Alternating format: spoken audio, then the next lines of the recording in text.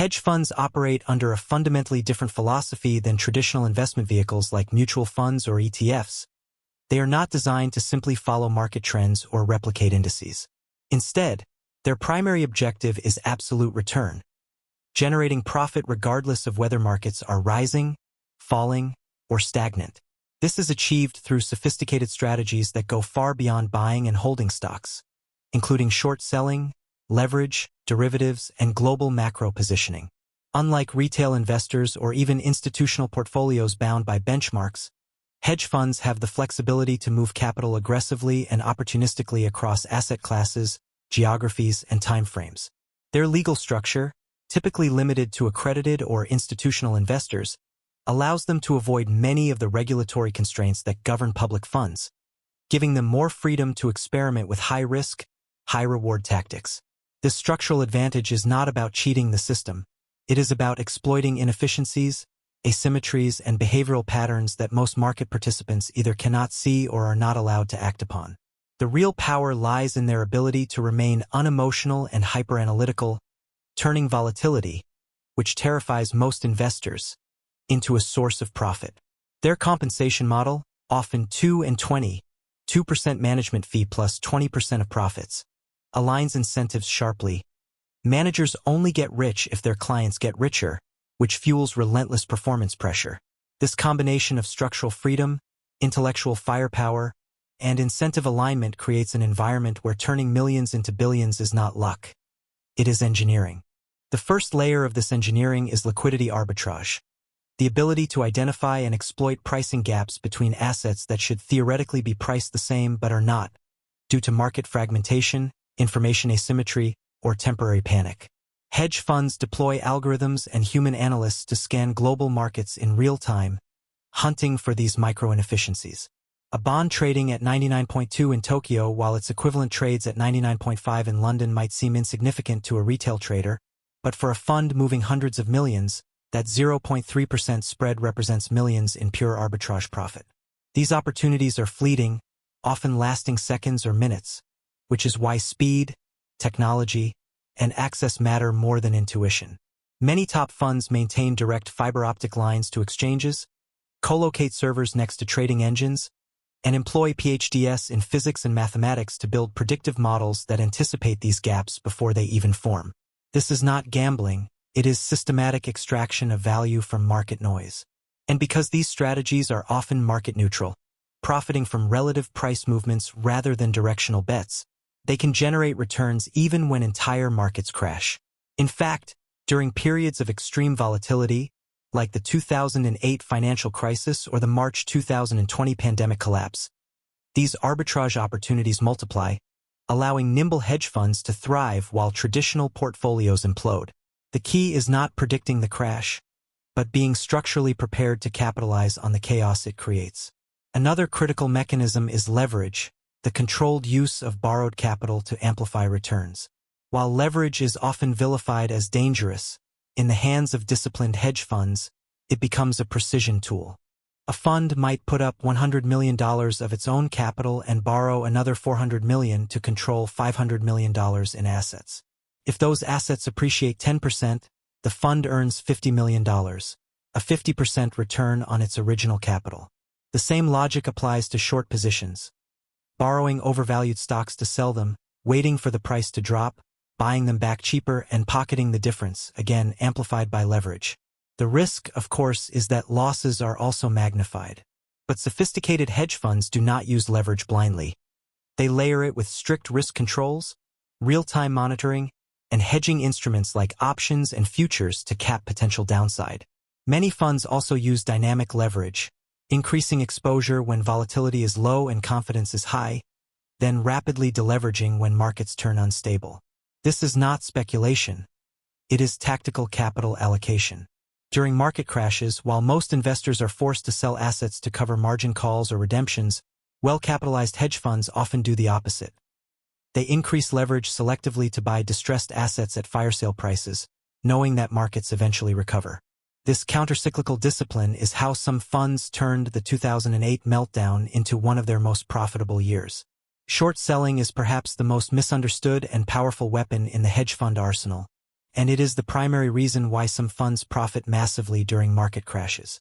While most investors can only make money when prices go up, hedge funds can profit when prices fall by borrowing shares, selling them immediately, and buying them back later at a lower price. This is not malicious. It is a vital market function that helps correct overvaluations and expose fraud or weak business models. During bubbles, when retail investors and passive funds pour money into overhyped stocks, hedge funds are often the only players betting against them. When the bubble bursts, those short positions explode in value. The 2021 collapse of ARKK funds and meme stocks like AMC and GameStop created billions in profits for funds that had identified the disconnect between price and fundamentals. Importantly, shorting is not just about picking losers.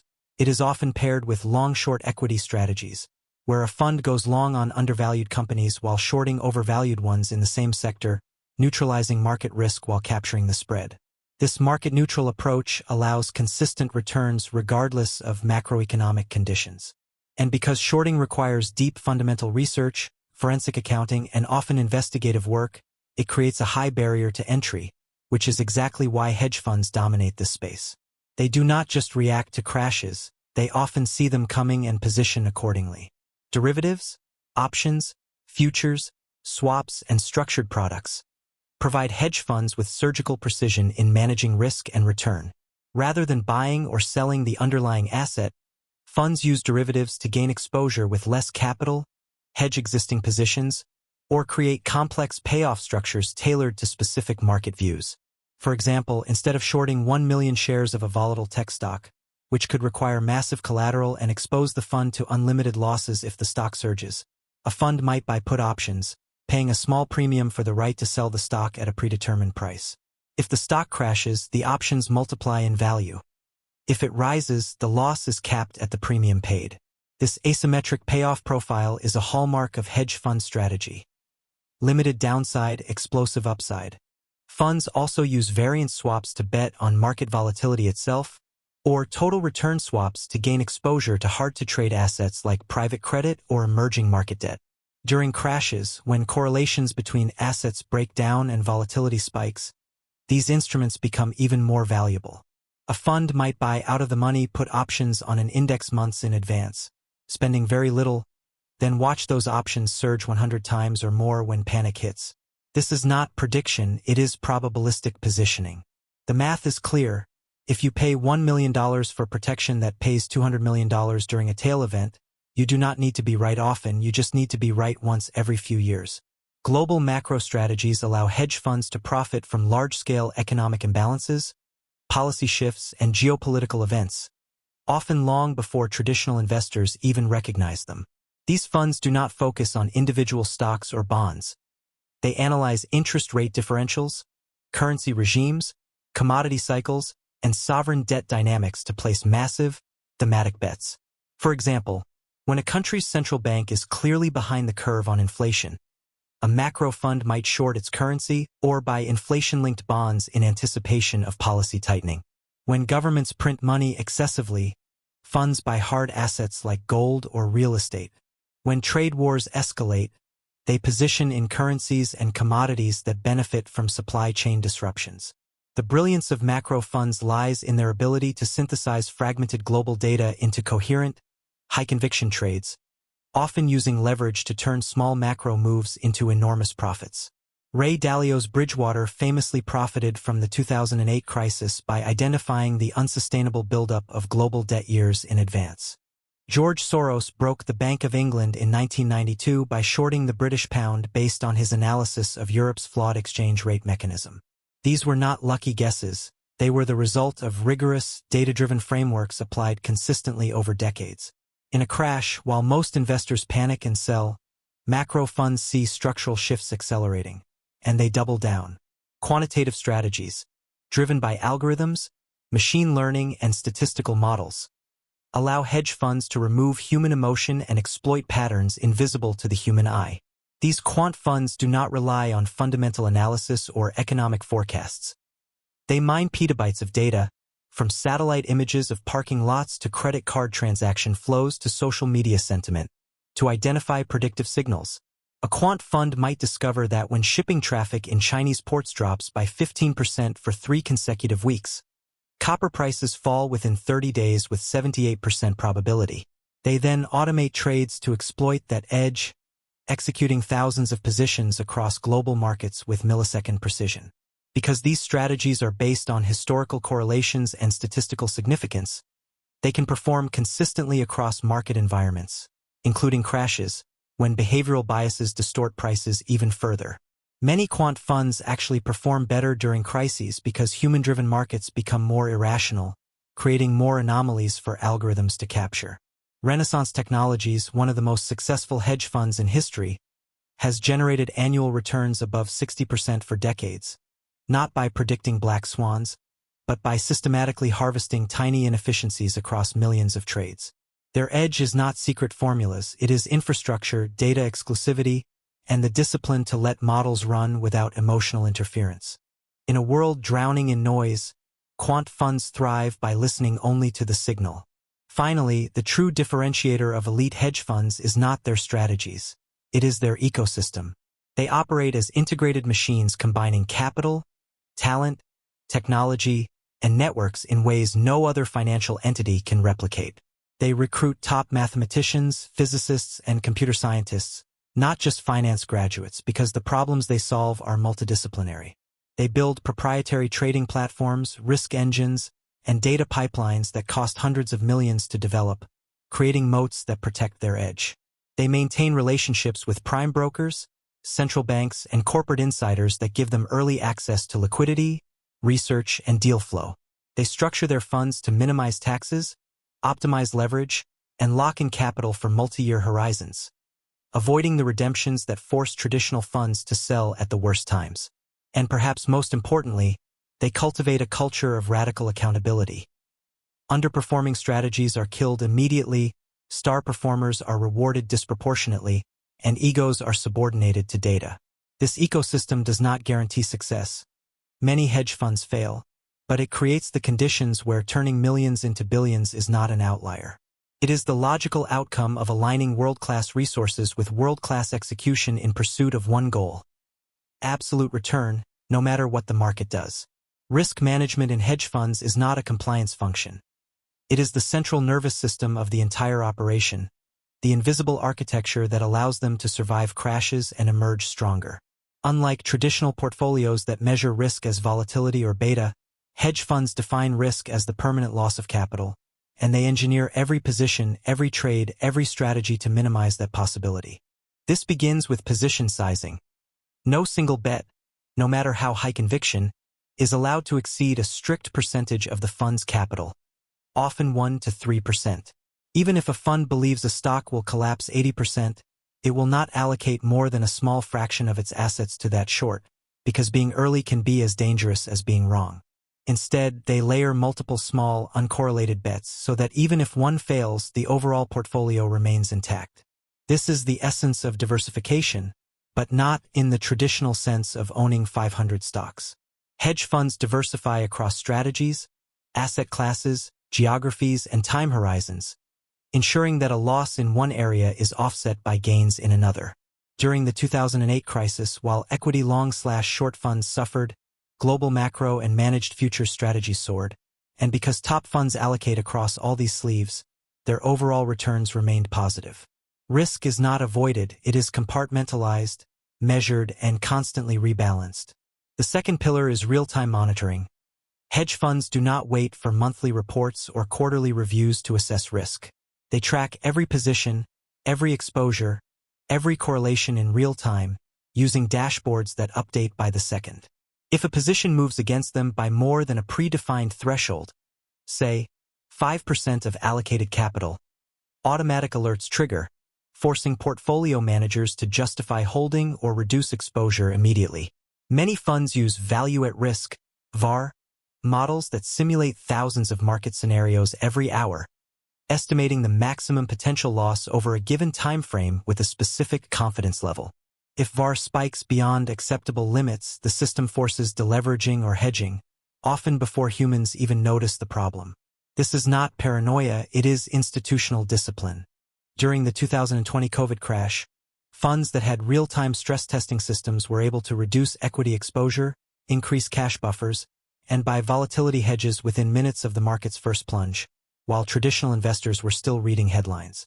The ability to act faster than the market moves is what separates survival from collapse. And because hedge funds operate with locked-up capital, investors cannot redeem shares on demand. They do not face forced selling during panics. This structural advantage allows them to hold positions through temporary drawdowns and wait for their thesis to play out. Hedging is not an afterthought. It is embedded in every trade from inception. A hedge fund does not just buy a stock because it is cheap. It asks, what is the hedge? Maybe it is shorting a competitor in the same industry. Maybe it is buying put options as insurance. Maybe it is pairing the position with a currency hedge if the company operates overseas. The goal is never to eliminate risk, that is impossible, but to isolate the specific risk the fund wants to take. For example, if a fund believes biotech valuations are too high but does not want exposure to broader market moves, it might short a basket of biotech stocks while simultaneously going long on the S&P 500 via futures, creating a sector bet without market risk. This factor isolation is what allows hedge funds to generate alpha, returns uncorrelated to the market. During crashes, when correlations spike and everything falls together, these hedges often break down temporarily. But elite funds anticipate this and adjust. They might reduce gross exposure, increase cash, or buy tail risk protection, like out-of-the-money index puts, that only pays off during extreme events.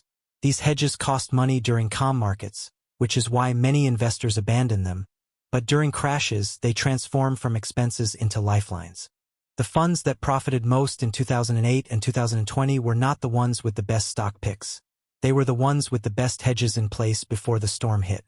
Liquidity management is another silent killer or savior during market crashes. Hedge funds do not just track what they own. They obsess over how quickly they can sell it. Every asset is classified by liquidity tier. Tier 1, exchange-traded stocks, futures, can be sold in seconds. Tier 2, corporate bonds, ETFs, might take hours or days. Tier 3, private loans, distressed debt, could take weeks or months. Funds limit exposure to illiquid assets based on their redemption terms. If investors can only withdraw capital quarterly, the fund might allocate 20% to illiquid strategies. If withdrawals are monthly, that drops to 5%.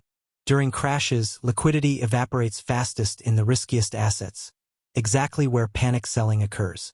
Hedge funds prepare for this by pre-negotiating liquidity backstops with prime brokers, maintaining lines of credit, and holding a buffer of highly liquid assets, like treasuries or gold, that can be sold instantly to meet redemptions or seize new opportunities. Some funds even run liquidity fire drills, simulated crashes where they test how fast they can raise $500 million without moving the market. This preparation is why, during the March 2020 meltdown, top hedge funds were buyers while everyone else was selling. They had the cash, the capacity, and the mandate to deploy capital when prices were lowest. Liquidity is not just a metric, it is strategic ammunition.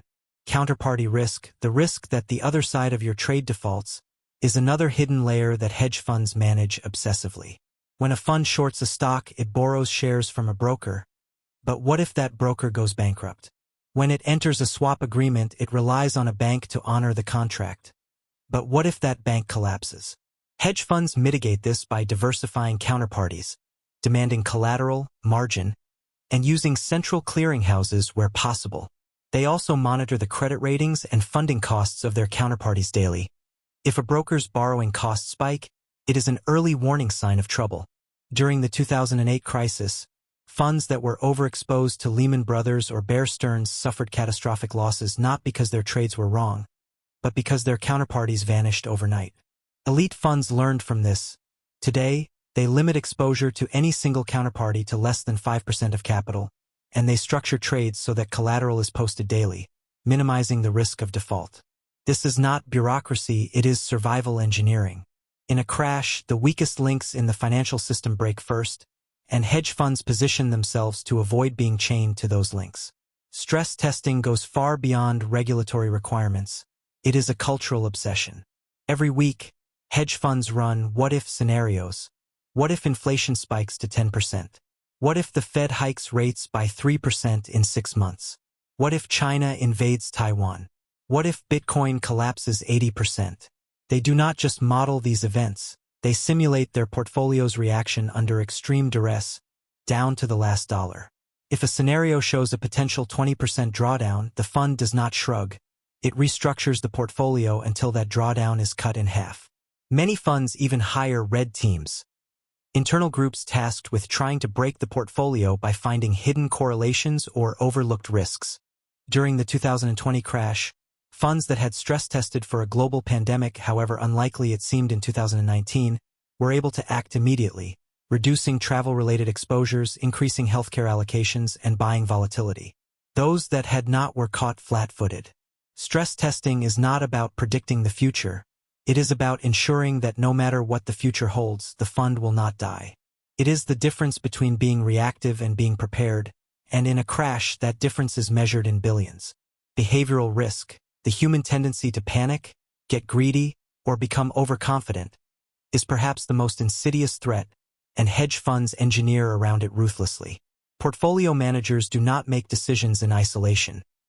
Every trade must pass through risk committees, quantitative thresholds, and predefined exit rules. Many funds use kill switches, automated systems that close positions if losses exceed a certain level, regardless of the manager's conviction. Others implement cooling-off periods, mandatory 24-hour holds before adding to losing positions, to prevent emotional doubling down. The most sophisticated funds even monitor trader behavior, tracking keystrokes, trade frequency, and position changes, to detect signs of stress or overconfidence before they lead to losses. During crashes, when fear dominates markets, these systems override human instinct. A trader might want to sell everything, but the risk system shows the hedges are working, the liquidity is sufficient, and the fundamentals have not changed, so the fund holds or even buys more. This mechanical discipline is why hedge funds often outperform precisely when human judgment fails. They do not eliminate emotion. They design systems that make emotion irrelevant. Capital preservation is the ultimate goal. Not maximizing returns, not beating benchmarks, but ensuring that the fund survives to fight another day. Every strategy, every trade, every decision is filtered through this lens. Will this put the fund at existential risk? If the answer is yes, it is rejected, no matter how profitable it might be. This is why hedge funds often underperform in raging bull markets. They are too busy hedging, deleveraging, and stress testing to chase every rally. But during crashes, that conservatism becomes their superpower. While leveraged hedge funds that ignored risk blew up in 2008, 2020, and 2022, the survivors, the ones that prioritized capital preservation, not only lived but thrived, buying assets at historic discounts and compounding wealth for decades. Warren Buffett's famous rule number 1, never lose money. Rule number 2, never forget rule number 1, is taken literally in elite hedge funds. They know that a 50% loss requires a 100% gain just to break even, so they structure everything to avoid large drawdowns. This is not boring, it is brilliant. Turning millions into billions is not about hitting home runs. It is about never striking out. Tax and legal structuring is another layer of risk management most investors ignore, but hedge funds treat it as core to survival. They do not just pick strategies based on returns. They pick them based on after-tax, after-fee outcomes. A trade that generates 20% gross return but triggers short-term capital gains taxed at 40% is worse than a 15% return taxed at 20%. Funds use offshore entities, block trading, derivatives, and holding period optimization to minimize tax drag, often adding 2 to 5% annually to net returns. They also structure legal agreements to protect against lawsuits, regulatory actions, and investor redemptions, using side pockets for illiquid assets, lockup periods to prevent panic withdrawals, and indemnification clauses to shield managers. During crashes, when regulators crack down and investors sue, these structures become shields. A fund that is properly structured can ride out the storm. One that is not can be destroyed by legal or tax liabilities, even if its trades were perfect. Risk management is not just about markets. It is about the entire ecosystem in which the fund operates. Ignore any layer and the whole machine can fail. Finally, the most powerful risk management tool is optionality. The ability to change course, pivot strategies, or deploy capital in new directions as conditions evolve. Hedge funds do not marry their theses. They date them. If a trade is not working, they cut it. No ego, no sunk cost fallacy. If a new opportunity emerges, they reallocate. No bureaucratic delays. This agility is built into their DNA. Small teams, flat hierarchies, and compensation tied to performance create cultures where change is rewarded, not punished. During the 2020 crash, funds that were long volatility, short travel stocks, and long healthcare pivoted within days. Some even within hours, as the pandemic's impact became clear. Those stuck in rigid mandates or committee-driven decision-making missed the move. Optionality is not just a strategy, it is a mindset. The funds that turn millions into billions are not the ones with the best crystal balls. They are the ones with the most flexible playbooks. They do not predict the future. They prepare for all possible futures, and then adapt faster than anyone else when reality unfolds. That is not luck. That is risk management at its finest. Hedge funds do not just have better strategies. They operate within a financial architecture deliberately designed to give them asymmetric advantages over retail investors, mutual funds, and even most institutional players. The first and most fundamental advantage is regulatory. Hedge funds are typically structured as private partnerships or offshore entities, exempt from the stringent disclosure, diversification, and leverage restrictions imposed on registered investment companies under the Investment Company Act of 1940. This means they can concentrate capital in a handful of high-conviction positions, use unlimited leverage subject to counterparty limits, short any security without uptick rules, and invest in illiquid or esoteric assets like private debt, litigation finance, or volatility derivatives, none of which are accessible or permissible for traditional funds. This regulatory arbitrage is not a loophole, it is by design. Regulators assume that hedge fund investors are accredited or qualified purchasers, meaning they have the wealth, sophistication, and risk tolerance to absorb losses. That assumption grants hedge funds the freedom to pursue returns aggressively, without the burden of protecting unsophisticated investors, a burden that slows down, dilutes, and constrains every other type of fund. In a crash, when rules tighten and access shrinks for everyone else, hedge funds often find their structural flexibility becomes even more valuable, allowing them to move while others are frozen. The second structural pillar is capital lockup, the contractual mechanism that prevents investors from withdrawing their money on demand.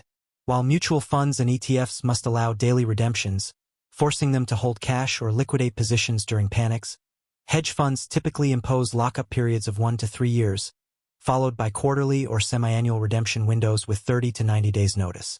This transforms their behavior during crises. Instead of being forced sellers at the bottom, they become strategic buyers.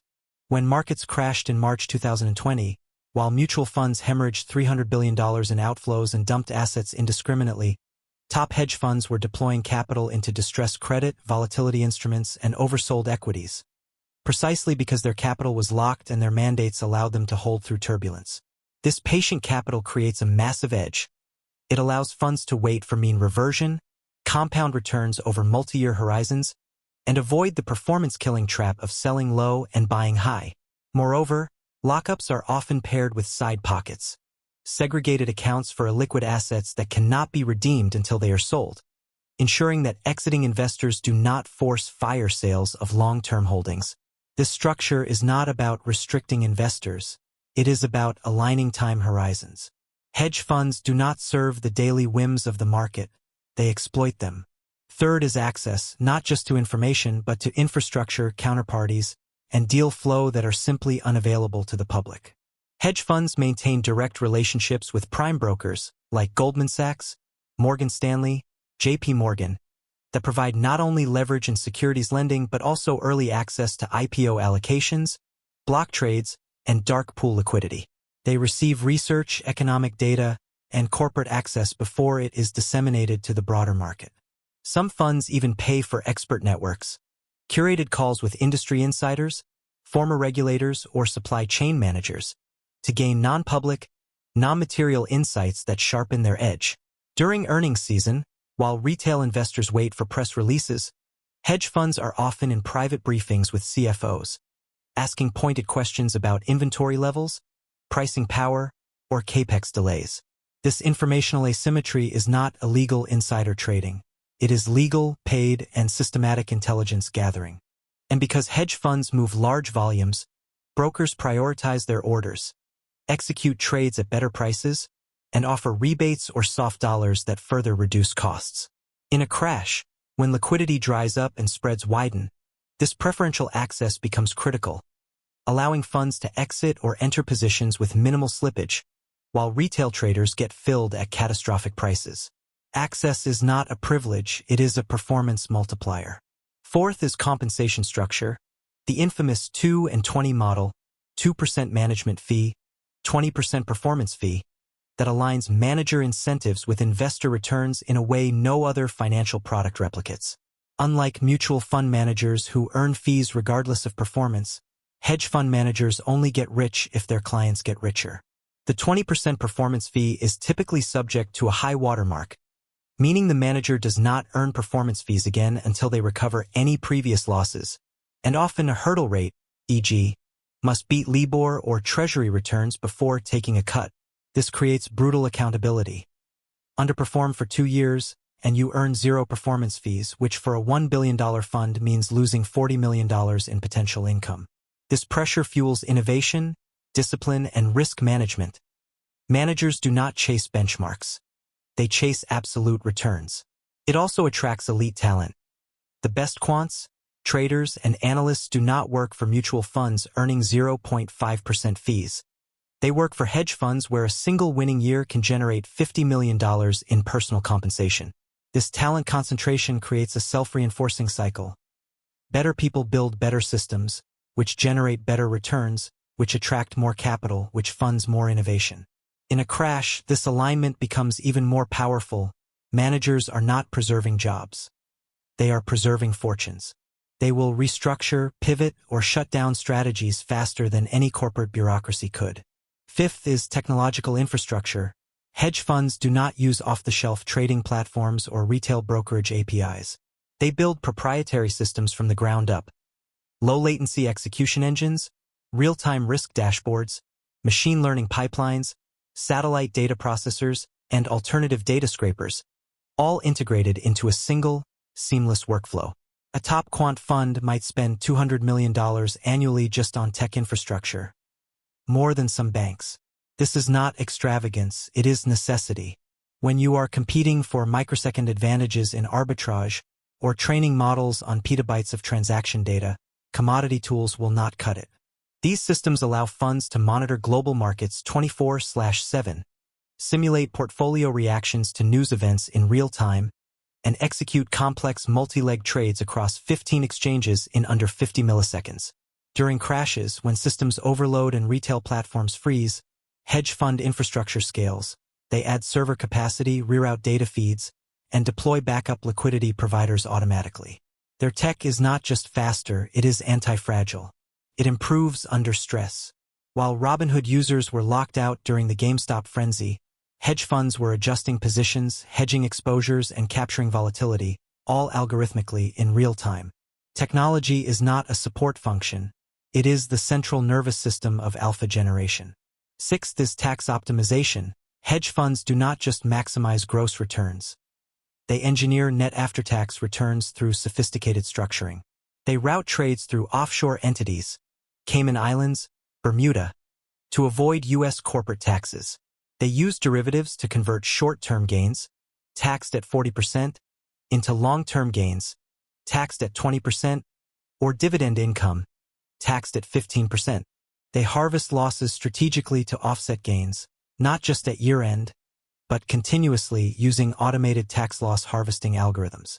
They defer income by holding assets across fiscal years or using installment sales. Some funds even structure investments as carried interest, allowing managers to pay capital gains rates on performance fees instead of ordinary income rates, a controversial but legal advantage. Over a decade, these optimizations can add 3 to 7% annually to net returns, turning a 12% gross return into a 17% net return. In a crash, when asset prices are depressed, funds use the opportunity to reset cost bases, selling losers to book tax losses, then repurchasing the same assets to lock in lower future tax liabilities. This is not evasion, it is optimization within the legal framework. And because hedge funds employ full-time tax strategists and lawyers, they execute this with precision most investors cannot replicate. Seventh is network effects, the hidden power of being part of an elite financial ecosystem. Top hedge fund managers do not operate in isolation. They belong to a closed loop of capital allocators, investment bankers, corporate executives, and policymakers who share information, deals, and influence. A fund manager might get an early heads-up about a merger from an investment banker friend, or be invited to co-invest in a private deal before it is marketed broadly. They might have dinner with a Fed official and glean subtle cues about future policy shifts. Not illegal tips, but contextual insights that shape positioning. During crises, this network becomes a lifeline. When liquidity vanishes, funds call their prime brokers for emergency credit lines. When regulations shift, they call their lawyers to reinterpret rules. When assets are distressed, they call their private equity contacts to structure rescue deals. This is not corruption, it is access capital. The same way Silicon Valley startups thrive on proximity to venture capital, hedge funds thrive on proximity to financial power. New funds struggle not because they lack good ideas, but because they lack this network. It takes years to build, but once established, it compounds returns invisibly, deal by deal, favor by favor. Eighth is talent density. Hedge funds do not hire portfolio managers. They hire world-class problem solvers from non-traditional backgrounds. Astrophysicists who model market turbulence like cosmic radiation, game theorists who design auction strategies for distressed debt, linguists who parse central bank statements for semantic shifts, and AI researchers who train neural nets on earnings call transcripts. These are not finance generalists. They are domain experts deployed against specific market inefficiencies. A fund might have a former NSA cryptographer building encryption-breaking algorithms to scrape dark web sentiment, or a NASA engineer modeling supply chain disruptions using orbital logistics data. This cross-pollination of disciplines creates strategies no traditional finance team could conceive. And because hedge funds pay top dollar, $1 million plus base salaries for star quants, plus uncapped bonuses, they attract and retain this talent. In a crash, while corporate R&D budgets get slashed, hedge funds double down, hiring laid-off engineers, buying bankrupt data startups, and acquiring proprietary datasets at fire sale prices. Their edge is not just analytical, it is human. They do not outtrade the market, they outthink it, with brains from fields the market does not even know are relevant. Ninth is optionality and strategy. Unlike mutual funds bound to U.S. large-cap growth or emerging market bonds, hedge funds can pivot their entire investment thesis overnight. If volatility spikes, they can shift from equity arbitrage to volatility harvesting. If rates rise, they can move from duration bets to yield curve steepeners. If geopolitics heat up, they can rotate into commodity spreads or currency dislocations. This is not whimsical, it is systematic. Most top funds operate as multi-strategy platforms, with dedicated teams running equity, credit, macro, quant, and event-driven sleeves, all under one roof, sharing risk systems and capital pools. If one strategy hits a drawdown, capital is reallocated to another, dynamically, automatically, without investor approval. This agility is impossible for siloed institutions. During the 2022 inflation shock, while traditional bond funds imploded, multi-strategy hedge funds shifted capital from duration-sensitive trades to inflation-linked swaps, commodity futures, and short-duration credit, preserving capital and even profiting. Strategy is not a religion, it is a toolkit. The best funds do not have one edge, they have dozens, and they deploy whichever is working, whenever it is working. 10th and finally, hedge funds benefit from psychological asymmetry. They profit from the emotional errors of others. Retail investors panic sell during crashes. Mutual funds chase performance at market tops. Corporations buy back stock when it is expensive and halt buybacks when it is cheap. Central banks lag behind inflation. Hedge funds systematize the exploitation of these behaviors. They buy when others are fearful, not because of courage, but because risk models give them permission. They short when euphoria peaks, not because they are cynical, but because valuation screens flash red. They fade momentum when it becomes statistically unsustainable. They buy volatility when it is cheap before crises, and sell it when it is expensive after panics. This is not market timing, it is behavioral harvesting. And because hedge funds are insulated from client redemptions, media noise, and quarterly earnings pressure, they can hold these contrarian positions longer than anyone else. The 2000 dot-com bust, the 2008 housing crash, the 2021 meme stock mania, in each case, the biggest winners were not the ones who predicted the crash, but the ones who had the structure, capital, and discipline to bet against the crowd and hold until the crowd capitulated. That is not genius. That is structural advantage engineered to perfection. Beneath the surface of every headline index move, whether the S&P 500 surges or crashes, lies a complex, fragmented, and often inefficient market microstructure that hedge funds systematically exploit. Unlike retail traders or even traditional asset managers who interact with markets through simplified interfaces like brokerage apps or index ETFs, hedge funds operate at the infrastructure layer, engaging directly with exchanges, dark pools, wholesalers, and alternative trading systems to extract value from the gaps, delays, and asymmetries most investors never see. This is not high-frequency trading gimmickry. It is institutional arbitrage at the atomic level of price formation. Every bid, every ask, every order type, every latency differential, every rebate structure is analyzed, modeled, and weaponized. When a retail investor clicks buy on a stock, they assume they are getting the market price. But hedge funds know there is no single market price. There are dozens of prices across dozens of venues, and the difference between them, sometimes fractions of a cent, becomes pure profit when scaled across millions of shares.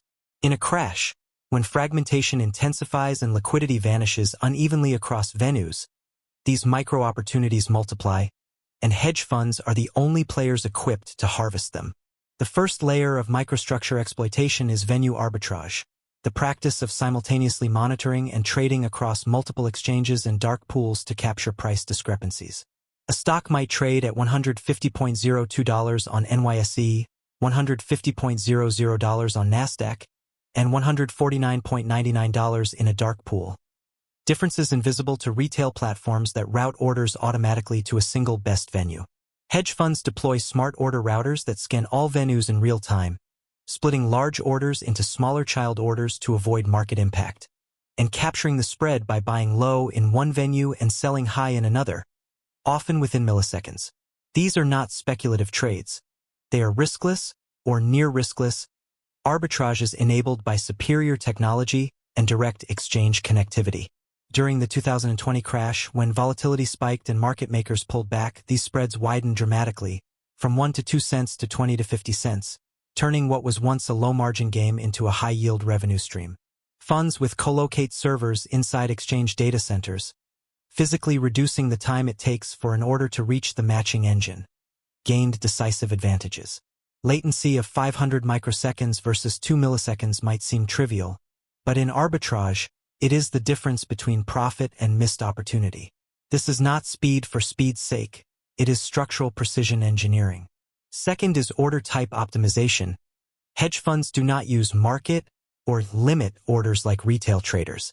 They deploy dozens of specialized order types most investors do not even know exist. Hidden orders, iceberg orders, pegged orders, midpoint orders, reserve orders, fill or kill, immediate or cancel, each designed for specific microstructure conditions. A midpoint peg order, for example, executes at the midpoint between the best bid and offer, avoiding paying the spread, but only if liquidity is available. A hidden reserve order allows a fund to place a large buy order without revealing its full size, preventing other algorithms from front-running it. During periods of low liquidity, like market opens, closes, or crashes, these order types become critical. A fund might use stop-limit orders to enter positions only if volatility confirms a breakout, or trailing stops to lock in profits without emotional interference. These tools are not available on Robinhood or even most institutional platforms. They require direct market access, DMA, and exchange membership, which only hedge funds and elite prop shops maintain. The mastery of order types is not about predicting price. It is about controlling execution cost. Over thousands of trades, reducing slippage by 0.1% can add 2 to 3% annually to net returns, a difference that compounds into hundreds of millions. Third is payment for order flow, PFOF, arbitrage, one of the most controversial but widely exploited inefficiencies in modern markets. When retail brokers like Robinhood or Charles Schwab route customer orders to wholesalers, like Citadel Securities or Virtu, Those wholesalers pay the broker for the right to execute the trade, often routing it internally rather than to public exchanges. This creates a two-tiered market: the lit market, public exchanges, and the dark market, wholesaler internalization. Hedge funds monitor both. They know that retail flow is often uninformed, people buying meme stocks at peaks or panic selling during dips, so they position against it. If wholesalers are accumulating a large hidden by imbalance from retail panic selling, hedge funds detect the footprint through volume anomalies and order book imbalances, then front-run the eventual price rebound. Some funds even pay for anonymized order flow data from brokers, not to see individual trades, but to detect aggregate behavioral patterns. Retail is net short Tesla for the first time in 6 months. Likely capitulation. This is not illegal front-running, it is statistical inference. And because hedge funds are not subject to best execution rules like brokers are, they can trade against this flow aggressively. In crashes, when retail panic peaks, this becomes a goldmine. Funds buy the assets retail is dumping, knowing the selling is emotional, not fundamental. Fourth is market maker exploitation. Hedge funds do not just trade against other investors. They trade against the algorithms that provide liquidity. Market makers like Jane Street, Optiver, DRW, profit by continuously quoting bids and offers, capturing the spread, but their models have weaknesses. They rely on historical volatility, inventory limits, and correlation assumptions that break down during regime shifts. Hedge funds run liquidity detection algorithms that probe market maker depth, placing small, rapid orders to see how quotes adjust, then exploit the patterns. If a market maker reduces size after 3 100-share buys, the fund knows its inventory is thin, and floods the zone with larger orders to trigger a price move. During crashes, when market makers widen spreads or pull quotes entirely, hedge funds switch from passive to aggressive, providing liquidity themselves at extreme prices, knowing the market will snap back. They become the market makers, but only when the risk-reward is asymmetrically in their favor. This is not predatory, it is adaptive. Market makers provide stability in calm markets. Hedge funds provide liquidity in chaotic ones, but only when they are paid handsomely for the risk. Their profit is not from prediction. It is from structural positioning during dislocation. Fifth is fragmentation of fixed income markets. While equities trade on centralized exchanges, bonds trade over the counter, OTC, through dealer networks with no public order books. This opacity creates massive pricing inefficiencies. A corporate bond might be quoted at 98.5 by one dealer and 99.2 by another, but only hedge funds with direct dealer relationships and real-time composite pricing engines can see both quotes simultaneously. They use request for quote, RFQ, systems to solicit bids from 10+ dealers at once, then take the best price, often capturing 0.5 to 1.0% of spread per trade. In illiquid markets like high-yield or emerging market debt, these spreads can be even wider. During crashes, when dealers pull back and liquidity evaporates, hedge funds with pre-negotiated lines of credit and inventory agreements can still transact, buying bonds at 85 cents on the dollar from forced sellers, knowing dealers will eventually re-enter the market at 90+ cents. This is not speculation, it is liquidity provision under duress, compensated by wide spreads.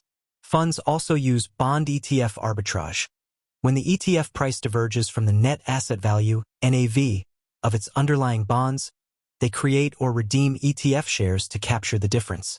This mechanism keeps ETFs priced fairly, but only funds with authorized participant AP status can execute it. Again, structural access creates structural profit. Sixth is futures basis trading, the exploitation of price differences between spot markets and futures contracts. For example, the price of gold in London spot versus the price of gold futures on COMEX. In theory, these should converge at expiration, but in practice, funding costs, storage fees, and regulatory constraints create persistent gaps. Hedge funds run cash and carry or reverse cash and carry trades to lock in these differences, buying physical gold and shorting futures, if futures are overpriced, or shorting physical and buying futures, if futures are underpriced. The profit is the basis spread minus financing costs, often small per trade, but scalable to billions. During crashes, when margin calls force leveraged players to unwind positions, these basis gaps explode, creating windfall opportunities. In March 2020, the oil futures curve inverted so severely that funds profited by buying physical oil, storing it on tankers and selling futures, a trade requiring millions in logistics, storage, and legal structuring, impossible for anyone but elite hedge funds. This is not commodity speculation, it is financial engineering at the intersection of physical and paper markets. Seventh is cross-asset correlation breakdown exploitation. Hedge funds do not view assets in isolation. They model how equities, bonds, currencies, and commodities move relative to each other, and profit when those relationships break. For example, gold and real yields typically move inversely. When real yields fall, gold rises. But during crises, this correlation can snap, perhaps because of dollar liquidity crunches or central bank interventions. Funds detect these divergences early through statistical monitoring, then place convergence trades. Long gold, short tips, or vice versa. Similarly, the equity bond hedge, traditionally, bonds rise when stocks fall, broke down in 2022 when both crashed together due to inflation. Funds that anticipated this regime shift rotated into commodities and volatility, profiting from the dislocation. These are not macro forecasts, they are relative value trades based on historical relationships. When correlations break, hedge funds do not panic, they recalibrate. Their models include regime detection algorithms that automatically switch strategies when statistical properties change, ensuring they are never stuck in a broken paradigm. Eighth is stale price arbitrage. In illiquid markets like private credit, real estate, or emerging market debt, asset prices are often marked to last trade or appraised values that lag reality by weeks or months. Hedge funds exploit this by trading against funds that use stale pricing. For example, if a mutual fund holds Argentine bonds marked at 90 cents, but the real market price is 70 cents due to a recent default, a hedge fund can buy exposure to those bonds via credit default swaps, CDS, or synthetic instruments at 70 cents, then wait for the mutual fund to catch up in its NAV calculation. When the mutual fund finally marks down its holdings, the hedge fund's position surges in value. This is especially prevalent in daily priced funds holding monthly priced assets, a mismatch hedge funds monitor obsessively. During crashes, when mark-to-market lags are longest, this becomes a systematic edge. Funds even lobby auditors and pricing services to force faster markdowns, not out of malice, but to accelerate convergence and lock in profits. This is not manipulation, it is arbitrage of accounting friction. Ninth is regulatory arbitrage across jurisdictions. Global hedge funds do not just trade assets. They trade regulations. A position that is capital-intensive in the US might be treated more favorably in Singapore. A derivative that triggers Dodd-Frank reporting might be structured under ISDA protocols in London to avoid it. A short sale restricted in Europe might be executed via total return swaps in the Caymans. Funds employ teams of regulatory engineers who constantly map rule differences across 50-plus jurisdictions, then route trades through the most efficient legal wrapper. During crises, when regulators impose emergency restrictions like short sale bans in 2008, hedge funds pivot instantly, switching to put options, CDS, or variance swaps to maintain the same economic exposure without violating rules. This is not evasion, it is optimization within legal boundaries. The goal is not to break rules, it is to understand them better than the regulators who wrote them. And because hedge funds move faster than bureaucratic processes, they often exploit gaps before they are closed. 10th and finally, hedge funds exploit institutional inertia, the slow, bureaucratic decision-making of pension funds, insurance companies, and mutual funds. These institutions are bound by policy statements, committee approvals, and benchmark tracking, making them slow to react to regime shifts. Hedge funds monitor their flows, holdings, and disclosures, then position ahead of them. If a pension fund is mandated to rebalance to 60/40 every quarter, hedge funds front-run the trades. If an insurer must sell falling assets to meet solvency ratios, hedge funds short those assets in advance. If a mutual fund is forced to sell non-compliant positions during a crash, hedge funds buy them at discounts. This is not predatory, it is anticipatory. Institutional investors provide liquidity not because they want to, but because their mandates force them to. Hedge funds provide the other side of that trade, not out of charity, but because they are compensated for absorbing institutional friction. In a crash, when institutional selling peaks, hedge funds do not see panic, they see scheduled, predictable, exploitable behavior. And they are the only ones structured to profit from it. Derivatives are not speculative side bets for hedge funds. They are the core infrastructure of return engineering, allowing funds to isolate risk factors, amplify exposures, and construct payoff profiles that are mathematically impossible for traditional investors to replicate. Unlike retail traders who buy call options hoping for moonshots, or institutions that use futures for basic hedging, hedge funds treat derivatives as modular financial components, combining them into synthetic exposures, volatility harvesters, and tail risk insurance policies that perform predictably across market regimes. The goal is never to get rich quick.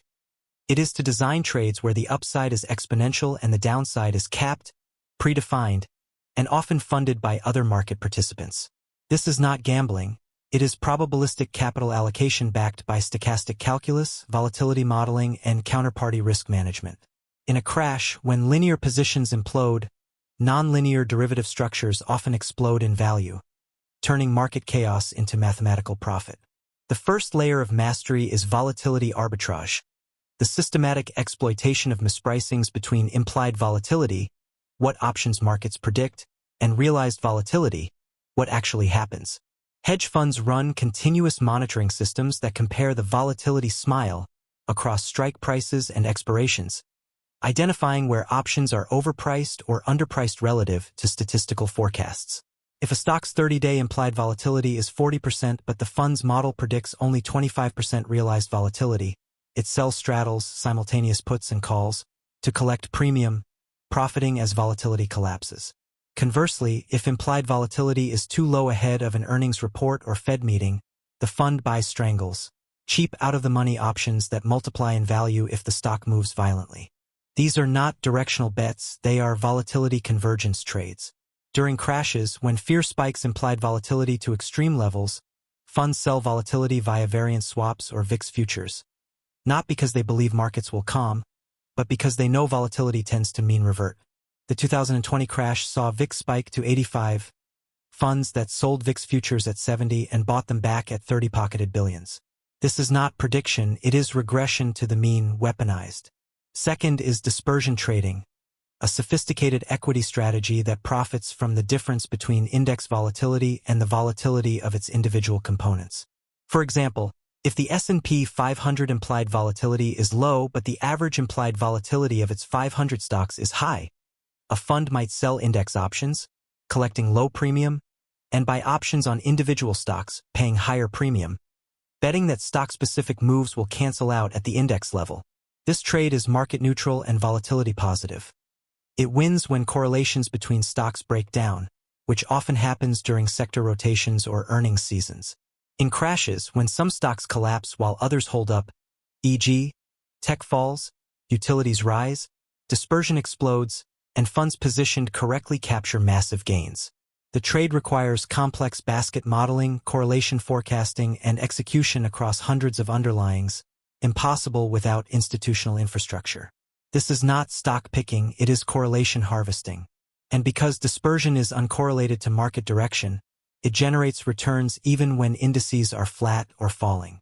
Third is volatility surface trading. Hedge funds do not view options as isolated contracts. They model the entire 3D volatility surface, strike versus expiration versus implied vol, as a dynamic topography of mispricings. Skew trades exploit the fact that out-of-the-money puts often trade at higher implied vols than calls. A fear premium funds can sell when excessive. Calendar spreads exploit term structure, buying short-dated vol when it is cheap and selling long-dated vol when it is expensive. Butterfly and condor spreads isolate specific strike zones where the market is mispricing probability distributions. Funds use stochastic volatility models, like Heston or SABR, to simulate thousands of paths and identify where the market's pricing diverges from statistical reality. During crises, when the volatility surface distorts dramatically, steep skew, inverted term structure, volatility clustering, these models detect anomalies faster than human traders can react. A fund might buy 1 week 90% puts while selling 3-month 110% calls, constructing a payoff that explodes if the market crashes quickly but decays slowly if it drifts. This is not intuition, it is surface topology optimization. Fourth is correlation trading via index derivatives. Hedge funds use index options, futures, and swaps not to bet on market direction, but to bet on the relationship between assets. For example, if the fund believes tech stocks will decouple from the broader market, it might buy Nasdaq 100 volatility while selling S&P 500 volatility, profiting from the divergence. Or if it expects financials to underperform industrials, it might go long XLF financial ETF and short XLI industrial ETF via futures, then overlay options to cap downside. These are relative value trades. They do not require the market to go up or down, only for relationships to shift. During sector rotations like the 2022 move from growth to value, these trades generate pure alpha. Funds also use total return swaps to gain synthetic exposure without owning the underlying, avoiding dividend taxes, borrowing costs, or regulatory restrictions. A fund might enter a swap to receive S&P 500 returns while paying LIBOR plus spread, effectively getting leveraged equity exposure without posting margin or triggering short sale rules. This is not leverage abuse, it is capital efficiency engineering. Fifth is structured note arbitrage.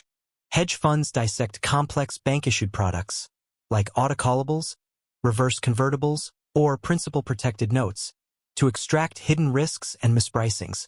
These notes often embed options, barriers, and path dependencies that retail investors do not understand, but hedge funds model precisely. For example, a note promising 10% annual coupon unless S&P 500 falls 30% is essentially a short put option wrapped in marketing language. Funds buy these notes when the embedded option is underpriced, then hedge the risk via listed options or futures, locking in arbitrage. Or they sell them to retail clients via private banks, then immediately hedge the exposure, earning fee income while remaining market neutral. During crashes, when these notes get called or knocked in, funds that hedged correctly profit from the unwind, while unsophisticated buyers suffer losses. This is not deception, it is structural arbitrage of product complexity. Banks design these notes to earn fees. Hedge funds reverse engineer them to capture the spread. Sixth is volatility risk premium harvesting, one of the most consistent return engines in hedge fund portfolios. The volatility risk premium is the excess return earned by systematically selling options, collecting premium from investors who overpay for protection or speculation. Statistically, implied volatility exceeds realized volatility about 85% of the time, meaning option sellers win more often than they lose. Hedge funds automate this, selling weekly index puts, delta hedging the exposure daily, and compounding the premium. Losses occur during spikes, but funds size positions so that a single 5% loss can be recovered by 20 winning weeks. During crashes, funds do not stop selling. They adjust strike prices, reduce notional, and pair with tail hedges like monthly VIX calls to cap drawdowns. The key is discipline. Never over-leverage, never skip hedges, never chase losses. Funds like Universa and AQR have institutionalized this, turning what looks like picking up pennies in front of a steamroller into a scalable, risk-managed strategy. The steamroller hits, but the fund survives because it engineered the trade to withstand it. Seventh is tail risk hedging, not as insurance but as asymmetric payoff engineering. Elite hedge funds do not buy puts just in case. They construct hedges that cost little but pay massively during extreme events. For example, instead of buying 30 delta SPX puts expensive, they buy 5 delta puts far out of the money, paying 1/10 the premium but capturing 50 times returns if the market crashes 20%. Or they buy call options on VIX, which surge when volatility explodes. Or they enter variance swaps, contracts that pay the difference between realized and implied variance, exploding in value during volatility spikes. The genius is funding these hedges by selling premium elsewhere, selling 30 delta puts to finance 5 delta puts, creating a put spread collar that costs nothing but profits from crashes. During 2008 and 2020, funds with these structures turned 1% portfolio allocations into 50 to 100% returns, not by predicting the crash but by positioning for it cheaply. This is not paranoia, it is probabilistic portfolio design. The cost of the hedge is the expected value of the tail, and hedge funds calculate that value better than anyone. Eighth is cross-asset derivatives convergence. Hedge funds do not silo derivatives by asset class. They model how equity options, bond futures, FX forwards, and commodity swaps interact, and profit when relationships break. For example, if oil prices surge but energy stock options do not reflect it, the fund buys oil calls and sells energy stock calls, betting on convergence. Or if JPY weakens but Japanese bond volatility does not rise, the fund buys JGB options funded by US dollar to Japanese yen forward sales. These trades require multi-asset pricing engines, cross-margin optimization, and legal wrappers that allow global execution, all standard for top funds. During crises when asset classes decouple, e.g., oil crashes but energy stocks hold up due to buybacks, these dislocations create windfalls.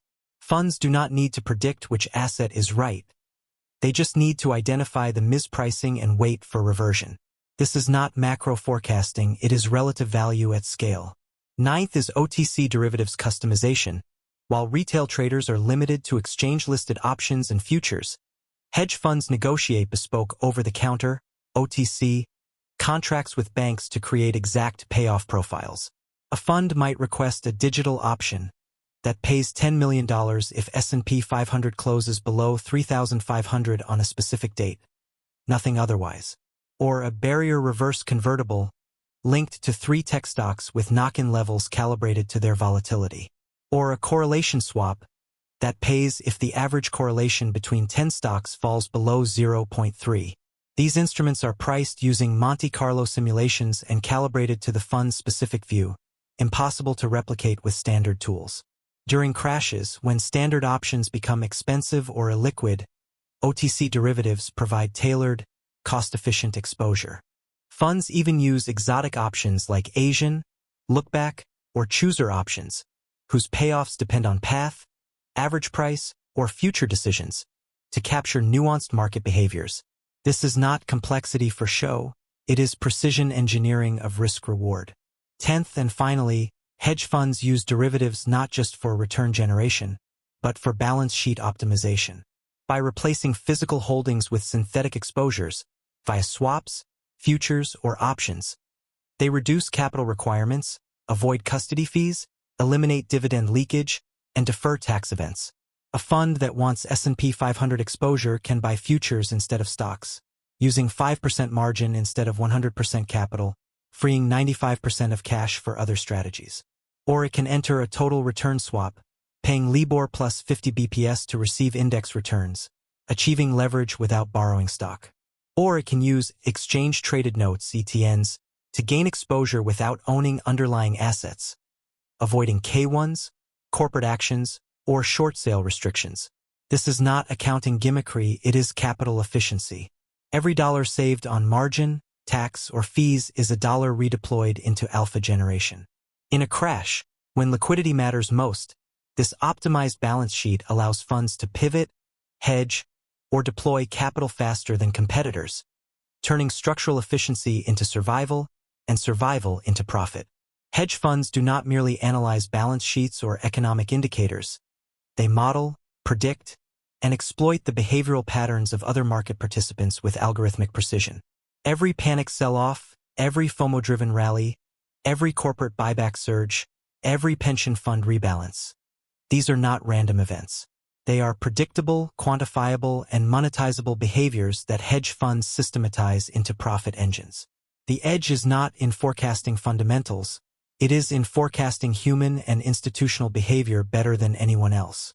While traditional investors react to news, hedge funds react to how other investors will react to the news and position ahead of them. This is not psychology, it is behavioral finance industrialized. In a crash, when emotional decision-making peaks, these strategies generate their highest returns, because chaos is not noise to hedge funds. It is signal. The first layer is retail flow exploitation. Hedge funds monitor aggregated retail trading data via broker APIs, exchange reports, and sentiment scrapers to detect herd behavior. When retail buying in a stock spikes 500% above its 30-day average, often driven by social media hype or meme culture, funds initiate short positions, knowing the buying is unsustainable. They do not short because the company is bad. They short because the price has detached from any rational valuation metric and retail lacks the capital to sustain the move. When retail panic selling hits, like during the March 2020 crash, Funds detect capitulation through volume surges, put/call ratio extremes, and order book imbalances, then buy aggressively, knowing retail has no staying power. Some funds even pay for anonymized brokerage data, not to see individual trades, but to track aggregate positioning. Retail is 80% long tech, highest since 2000. This is not manipulation, it is statistical inference. Retail provides liquidity not by choice, but by behavioral compulsion, and hedge funds are the only players structured to absorb it profitably. Second is institutional herding. Pension funds, endowments, and insurance companies do not trade based on edge. They trade based on mandates, benchmarks, and committee approvals. Hedge funds model their flows. If a pension fund must rebalance to 60/40 at quarter end, funds front-run the equity buys and bond sells. If an insurer must reduce risk after a ratings downgrade, funds short the assets it is forced to liquidate. If a mutual fund crosses a style drift threshold and must sell growth stocks to buy value, funds position ahead of the rotation. These flows are not secrets. They are disclosed in filings, policy statements, and industry reports. Hedge funds build databases of institutional mandates, then algorithmically predict their trades. During crashes, when institutions are forced to de-risk by selling falling assets, due to VaR limits or solvency rules, hedge funds buy, not because they are contrarian heroes, but because they have modeled the selling pressure and know it is mechanical, not fundamental. This is not front-running, it is anticipatory liquidity provision. Third is corporate buyback and issuance timing arbitrage. Corporations are terrible market timers. They buy back stock when prices are high, to boost EPS, and issue stock when prices are low, to raise capital. Hedge funds detect these patterns through SEC filings, earnings call language, and Treasury desk intelligence. When a company announces a $5 billion buyback at all-time highs, funds short the stock, knowing buybacks slow or reverse when prices fall. When a distressed company issues equity at 52-week lows to survive, funds buy, knowing the dilution is priced in and the survival risk is reduced. During crashes, when companies suspend buybacks en masse, funds that shorted them profit from the double whammy. Falling prices plus removal of buy support. Conversely, when strong companies opportunistically buy back stock at lows, like Apple in March 2020, funds detect the accumulation and go long, riding the rebound. This is not insider trading, it is public data synthesis. Corporations act on accounting and PR incentives. Hedge funds act on price inefficiencies created by those incentives. Fourth is central bank reaction function modeling. Hedge funds do not guess what central banks will do. They model their decision frameworks with algorithmic precision. They scrape speeches for hawkish/dovish keywords, track voting patterns of committee members, monitor liquidity injections, and simulate policy paths based on inflation, employment, and market stress indicators. When markets crash, funds do not wait for the Fed to act. They position for it. If volatility spikes and credit spreads blow out, funds buy equities and sell volatility. Not because they believe in recovery, but because they know the Fed will cut rates or restart QE within weeks. The 2020 crash saw this play out perfectly. Funds bought S&P 500 futures on March 18, not because the pandemic was over, but because Fed liquidity was coming. This is not macro forecasting, it is institutional behavior modeling. Central banks act predictably under stress, and hedge funds bet on that predictability. Fifth is ETF arbitrage and creation/redemption exploitation. ETFs are supposed to track NAV, but during stress they do not.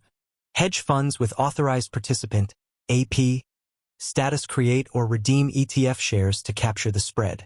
If an ETF trades at a 2% premium to NAV, they create new shares, buying the underlying basket, delivering it to the issuer selling ETF shares at premium. If it trades at a discount, they redeem ETF shares for the basket and sell the basket. This keeps markets efficient, but only funds with AP access can do it. During crashes, when ETFs trade at extreme premiums or discounts, like TLT in March 2020, these trades generate riskless profits. Funds also exploit index rebalances, buying stocks before they are added to an index, anticipating passive fund flows, and shorting them after inclusion when the flows peak. This is not front-running, it is structural arbitrage of passive investing. Sixth is media and narrative positioning. Hedge funds monitor news sentiment not for truth, but for positioning impact. They scrape headlines, social media, and TV transcripts to detect narrative shifts, then bet against the overreaction. When inflation is transitory, becomes the consensus, funds position for persistent inflation.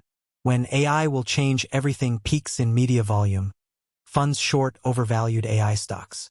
When recession is guaranteed dominates headlines, funds buy cyclicals, knowing the worst is priced in. This is not contrarianism, it is narrative cycle modeling. Media narratives drive retail and institutional flows, and hedge funds position ahead of those flows. In crashes, when fear narratives peak, funds detect capitulation through sentiment extremes, then buy. Seventh is options market positioning analysis. Hedge funds do not just trade options, they read the positioning of other option traders as a sentiment indicator. If open interest in SPX 4000 calls explodes, they know dealers are short gamma, meaning they will be forced to buy stocks if the market rises, amplifying rallies. If put skew steepens, they know fear is rising and position for volatility expansion. They monitor dealer gamma exposure, vanna flows, and charm decay, not to predict price, but to predict dealer hedging behavior. During gamma squeezes like GameStop, funds do not chase, they fade, knowing dealer hedging will reverse. This is not options trading, it is second-order behavior modeling. Eighth is liquidity illusion exploitation. During calm markets, liquidity appears abundant.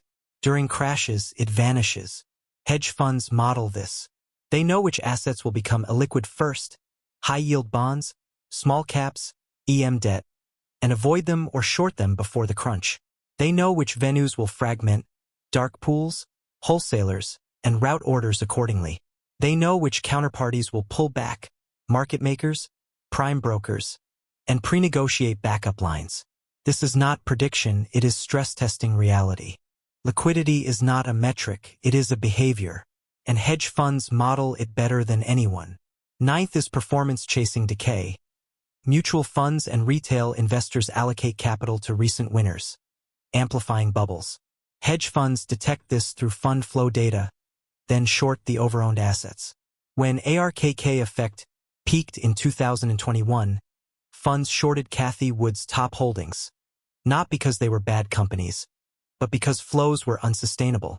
When value investing became overcrowded in 2022, funds rotated to neglected growth.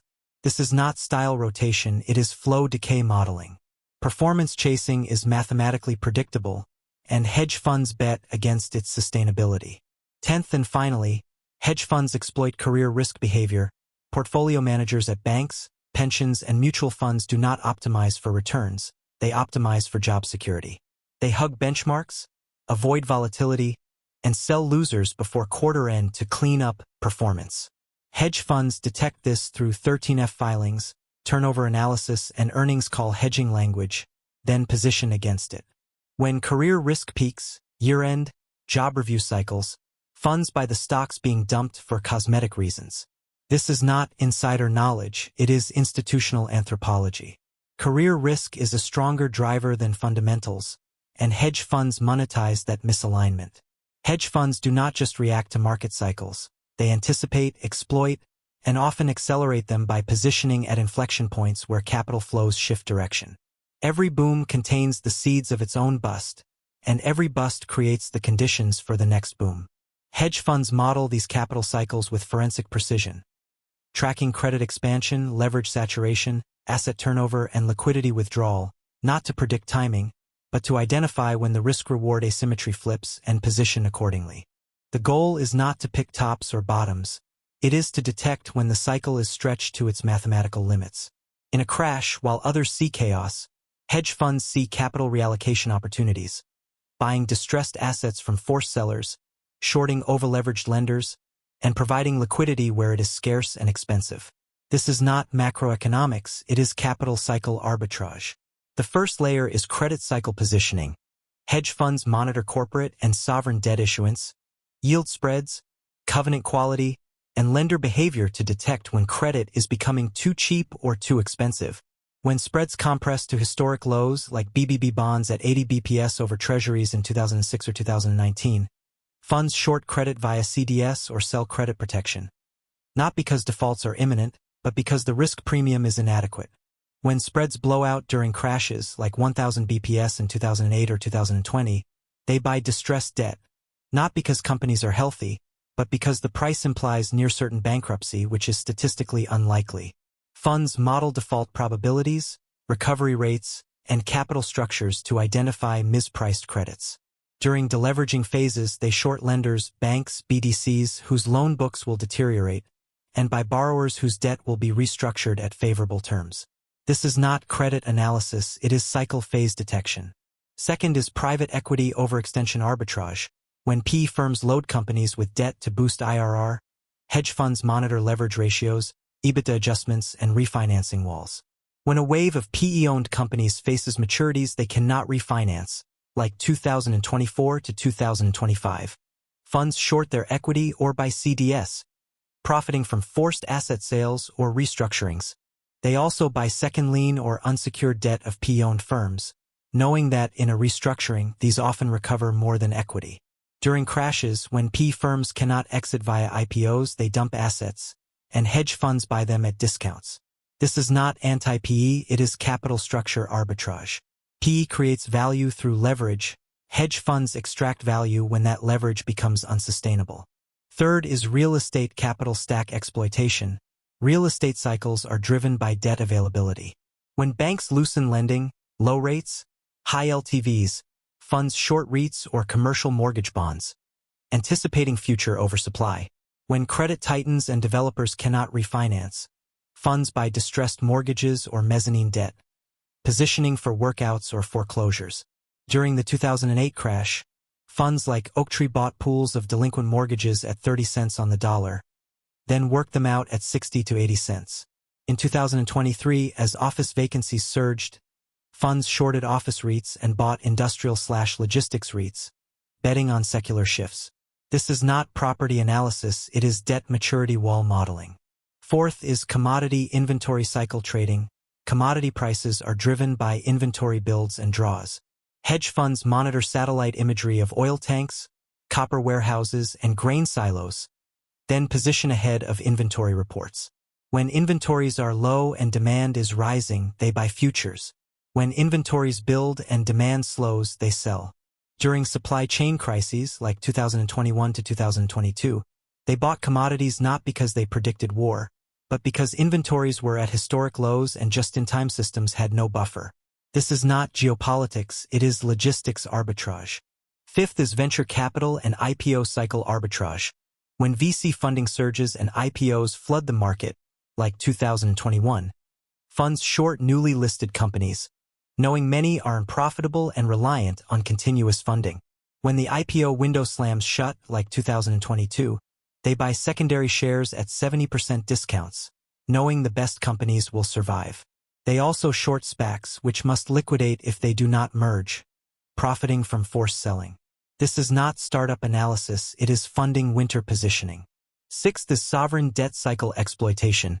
When countries borrow excessively in foreign currency, like Turkey, Argentina, Egypt, funds buy CDS or short their bonds, anticipating currency crises. When IMF bailouts arrive, they buy the bonds, knowing conditionality will stabilize markets temporarily. This is not political analysis, it is external debt-to-reserves ratio modeling. Seventh is bank capital cycle trading. Banks lend aggressively in booms, then retrench in busts. Funds short bank stocks when loan growth outpaces provisions, and buy them when they are forced to raise capital at lows. During 2023 regional bank crisis, funds bought bonds of well-capitalized banks and shorted equities of overexposed ones, profiting from the dislocation. This is not banking analysis, it is CET1 ratio stress testing. Eighth is consumer credit cycle positioning. When auto loans, credit cards, and BNPL surge with deteriorating underwriting, funds short consumer lenders and buy staples, anticipating delinquency waves. When unemployment rises and defaults spike, they buy discounted consumer debt, knowing recovery rates exceed prices paid. This is not sociology, it is delinquency curve forecasting. Ninth is infrastructure and project finance arbitrage. When governments overbuild, airports, highways, renewables, funds short related bonds or contractors. When underinvestment creates bottlenecks, power grids, ports, They buy inflation-linked assets. This is not policy analysis, it is utilization rate modeling. 10th and finally, hedge funds dominate the capital cycle by being the only players with permanent, patient, unregulated capital, allowing them to buy when others are forced to sell, hold through volatility, and compound over decades. They do not time cycles perfectly, they position asymmetrically within them. They lose small when wrong, win big when right, and let compounding do the rest. That is how millions become billions, not by prediction, but by structural positioning within the inevitable rhythm of capital expansion and contraction. The ultimate reason hedge funds turn millions into billions, even during crashes, is not any single strategy, but their ability to systematize every edge into scalable, repeatable, institutionalized processes that compound over time. Unlike traders or investors who rely on intuition, timing, or charisma, elite hedge funds operate as engineered profit machines, where every decision, every trade, every risk is governed by protocols, algorithms, and feedback loops that remove human fallibility and maximize consistency. This is not art, it is industrialized alpha. The goal is not to hit home runs. It is to avoid strikeouts, minimize variance, and compound small edges relentlessly. In a crash, while others panic or freeze, these systems run automatically, rebalancing, hedging, reallocating, turning chaos into controlled opportunity. This is how billions are built. Not by luck, not by genius, but by institutional design. The first layer is strategy institutionalization. Every successful trade is dissected, codified, and turned into a repeatable process. If a fund profits from shorting overvalued IPOs, it builds an IPO shorting protocol. Screen for revenue growth less than 20%, burn rate greater than 50%, lockup expiration in 90 days, then auto-generate short lists. If it profits from volatility selling, it builds a vol-arb engine. Monitor VIX term structure, sell 30 delta puts when 4 greater than RV plus 2 sigma, delta hedge daily. These are not ideas, they are production lines.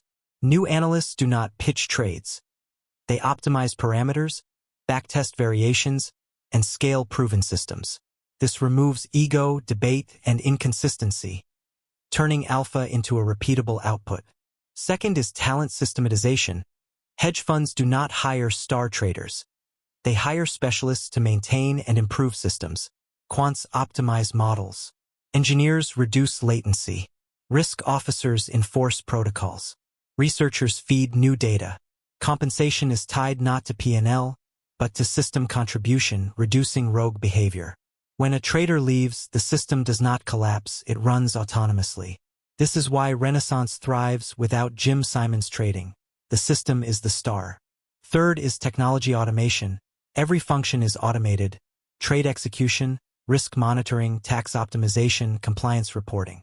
Portfolios rebalance algorithmically. Hedges adjust dynamically. Losses trigger automatic deleveraging. This is not convenience, it is survival.